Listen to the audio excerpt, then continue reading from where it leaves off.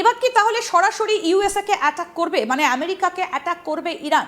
কেন এই কথা বলছি, কারণ ডোনাল্ড ট্রাম্পের একটা টুইট ট্রুথ সোশ্যালে, যেটা ডোনাল্ড ট্রাম্প লিখেছেন যে তাদের যে জাহাজে অ্যাটাক করা হয়েছিল ইরানের তরফ থেকে, তার বদলা হিসেবে এই আক্রমণ করা হয়েছে ইরানে।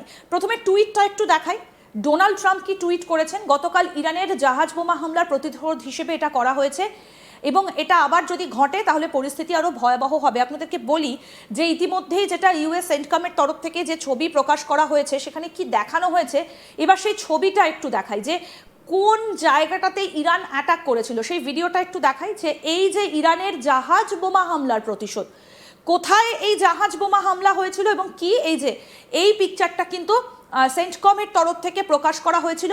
এই যে হামলা ইরানের তরফ থেকে করা হয়েছিল ইউএসের জাহাজে, তার প্রতিশোধেই গত দুদিন অর্থাৎ মঙ্গলবার রাত এবং বুধবার রাতে এই হামলাটা চালিয়েছে আমেরিকা, সেটা ডোনাল্ড ট্রাম্প তার টুইটের মাধ্যমে জানিয়েছেন।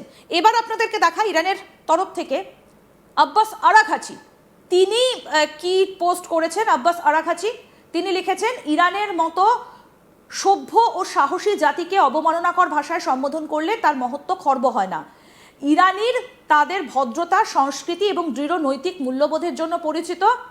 আমার অভদ্রতার জবাব অভদ্রতা দিয়ে দিই না, বরং কাজের মাধ্যমে দিই, নির্ভয় এবং অসীম বীরত্বের সঙ্গে।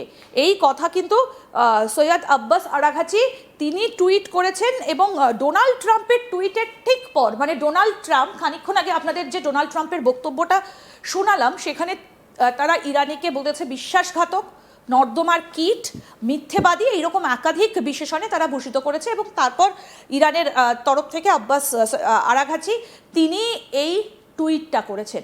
তাহলে ইরান কি প্ল্যান সাজাচ্ছে, পাল্টা ইরানের কি প্ল্যান রয়েছে? আমাদের সঙ্গে রয়েছেন ভারতীয় সেনার অবসরপ্রাপ্ত শৌর্য চক্রপ্রাপ্ত কর্নেল সৌমিত্র রয়। কর্নেল রয়, তাহলে ইরান এবার কোন পথে হাঁটবে? দেখো, এদের আমার মনে হয় না ইরান আমেরিকাকে ডাইরেক্টলি স্ট্রাইক করবে। যদিও ইরানের কাছে ইন্টারকন্টিনেন্টাল ব্যালিস্টিক্স মিসাইল কিন্তু আছে, কিন্তু তারা ডাইরেক্টলি আমেরিকাকে স্ট্রাইক করবে না। ইরান বলছে আমরা যা করব আমাদের ডিফেন্সিভ অফেন্স।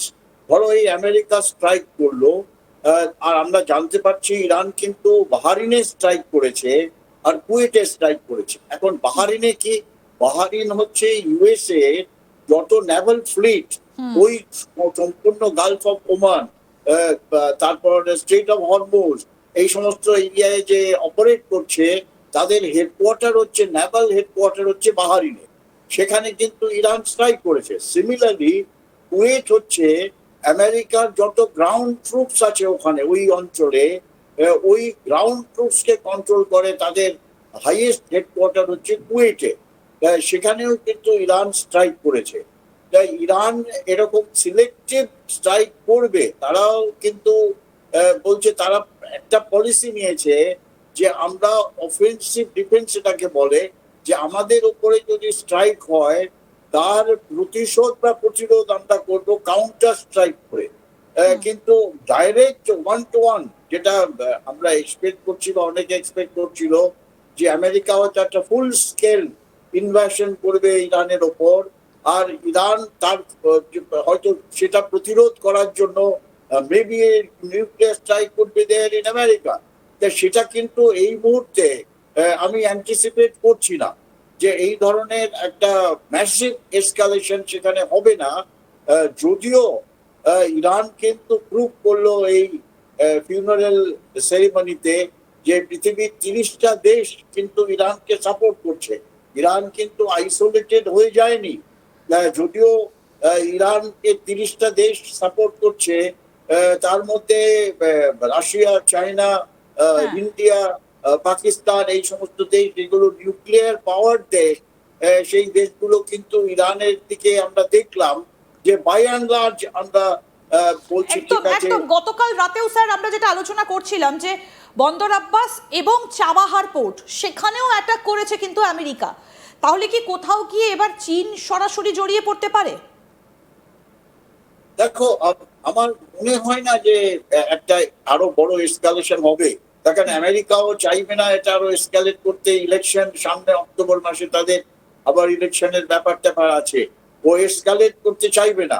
আমরা যদি ট্রাম্পের স্টেটমেন্ট গুলো অ্যানালাইজ করি, একদিকে ট্রাম্প তো খুব গালিগালাজ করছে ইরানকে, ওর মধ্যে কোনো ডাউট নেই, কিন্তু at the same time Trump বলছে যে যে নেগোসিয়েশন চলছে, পিস নেগোসিয়েশন, সেটা চলতে থাকুক, সেটা যেন বন্ধ না হয়।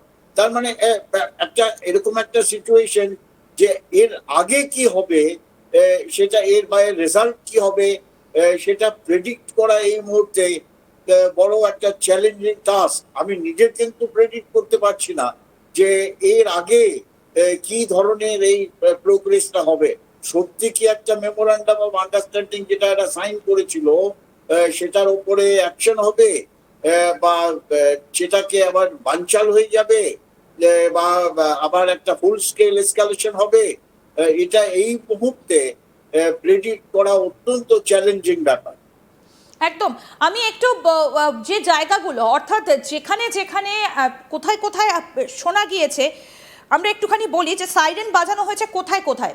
বাহরাইনের তরফ থেকেই বা কি জানানো হয়েছে আপনাদেরকে একটু বলি। বাহরাইনের স্বরাষ্ট্র মন্ত্রণালয়ের তরফ থেকে যেটা বলা হয়েছে, দেশের বিভিন্ন জায়গায় সাইরেন বাজানো হয়েছে, নাগরিক বাসিন্দাদের শান্ত থাকতে বলা হয়েছে এবং নিরাপদ স্থানে চলে যেতে বলা হয়েছে। এবং একই সঙ্গে কুয়েতের তরফ থেকে বলা হয়েছে দেশটার বিমান প্রতিরক্ষা ব্যবস্থা রকেট এবং ড্রোন হামলার জন্য একেবারে প্রস্তুতি নিচ্ছে, মোকাবিলা করার জন্য প্রস্তুতি নিচ্ছে। তার মানে বাহরাইন বা কুয়েত বা কাতার, এই দেশগুলো তার মানে রেডি রয়েছে যে তাদের ওপর যে কোনো মুহূর্তে অ্যাটাক আসতে পারে। দেখো, এই দেশগুলো হচ্ছে কোস্টাল দেশ যেগুলো স্ট্রেট অফ হরমুজকে সাউথের দিক থেকে ডমিনেট করে। আর এই সমস্ত দেশগুলোর মধ্যে হচ্ছে আমেরিকার বেস, ওর মধ্যে কোনো ডাউট নেই। আমেরিকা তো আমেরিকার মেইনল্যান্ড থেকে অপারেট করতে পারে না এত দূরে। তারা এই সমস্ত দেশগুলোর মধ্যে আমেরিকা বেস বানিয়ে রেখেছে। বিসাইডস বেস বানানো, তারা পুরো ইরানের ওপর একটা একটা সার্ভেলেন্স রাখছে।